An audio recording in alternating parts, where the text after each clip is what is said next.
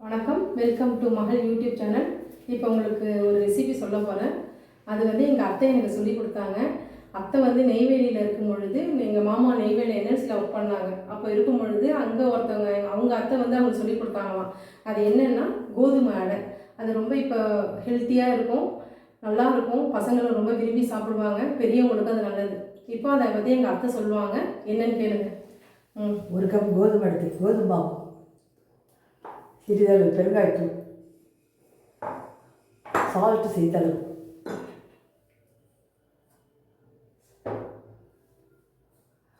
சீரகம் சிறிதளவு. சீரகத்தை வதக்கணும், பச்சையாக போட்டு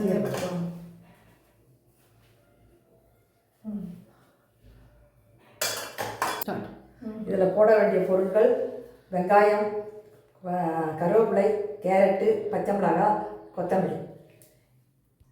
இது அனைத்தும் கடாயில் சிறிது எண்ணெயை ஊற்றி அதில் கடுகு, உளுத்தம்பருப்பு, கடலைப்பருப்பு போட்டு கொஞ்சம் கோல்டு கலர் வர வரையும் வதக்கி விட்டு இது வெங்காயத்தையும் பொன்னிறமாக வதக்க வேண்டும்.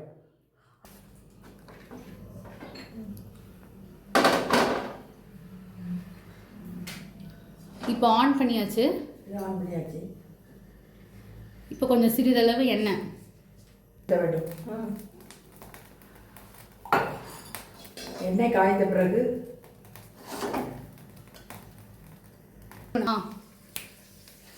எண்ணெய் காய்ஞ்சிருச்சா? எண்ணெய் சூடான பிறகு சிறிதளவு கடுகு,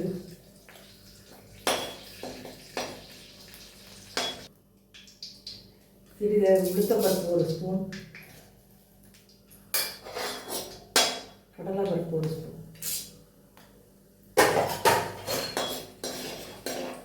இது பொன்னிறமாக பொரிக்க வேண்டும்.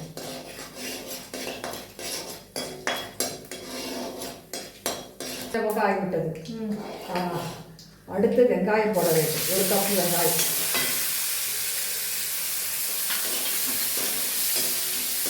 பொன்னிறமாக வதக்கின பிறகு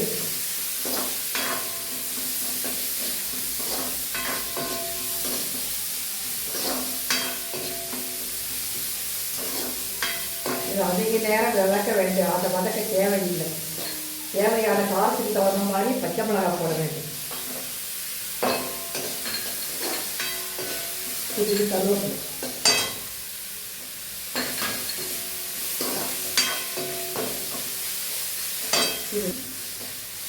சிறிது கொத்தமல்லி போட வேண்டும். அனைத்து வதங்கின பிறகு கேரட்டு போட வேண்டும். இது அடை கட்டுவதால் அதிக நேரம் வதக்க தேவையில்லை. இது வதங்கிவிட்டது.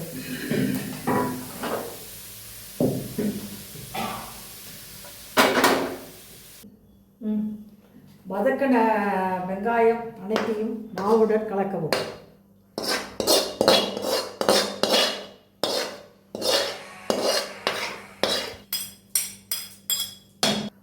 தோசைக்கல் ஹீட்டானவுடன் கலந்த மாவுடன் சிறிதளவு தண்ணி கலக்கவும்.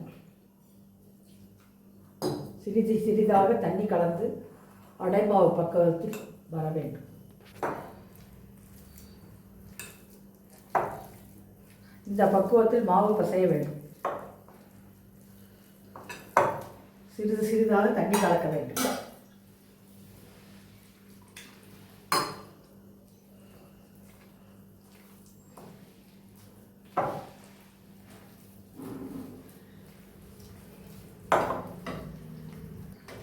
சிறியவர் வரையும் பெரியவங்க வயதான வரையும் இதை சாப்பிடலாம். உடம்புக்கு அவ்வளவு நல்லது. தோசைக்கல் சூடாகிவிட்டது. சிறிது எண்ணெயை ஊற்றி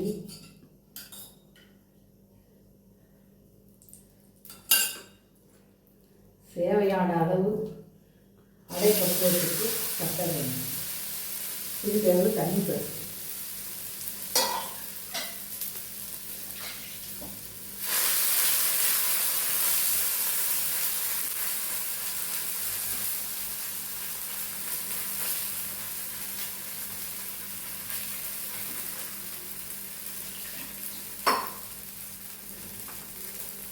சிறிது தீயை குறைத்துக் கொள்ள வேண்டும். சிறிது எண்ணெய் ஊற்ற வேண்டும்.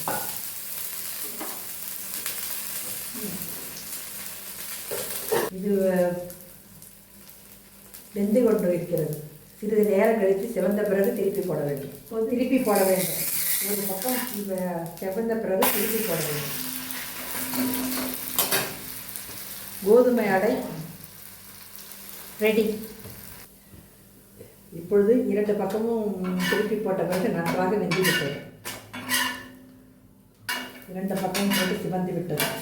இதில் உள்ள நாட்டு சர்க்கரை இல்லைன்னா நார்மல் சக்கரை. நாட்டு சர்க்கரை இதில் நார்மல் சர்க்கரை. இதனுடன் தொட்டுக்கொள்வதற்கு நாட்டு சர்க்கரை வைத்திருக்கிறேன். அடுத்த ஒரு அடை அதே மாதிரி போட வேண்டும்.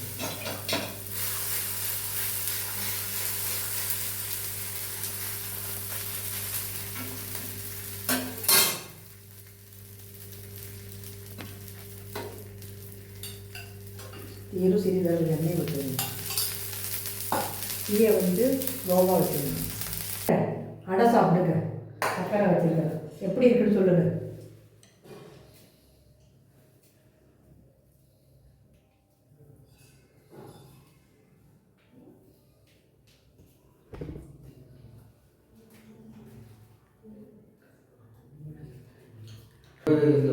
காக்காமலே இருக்குது.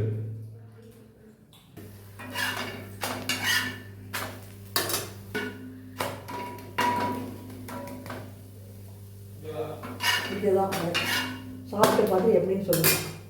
இதே மாதிரி அனைத்து அடையும் செய்து பார்த்து வீட்டில் சாப்பிட்டு விட்டு இது நன்றாக இருந்தால் லைக் பண்ணுங்கள், ஷேர் பண்ணுங்கள்.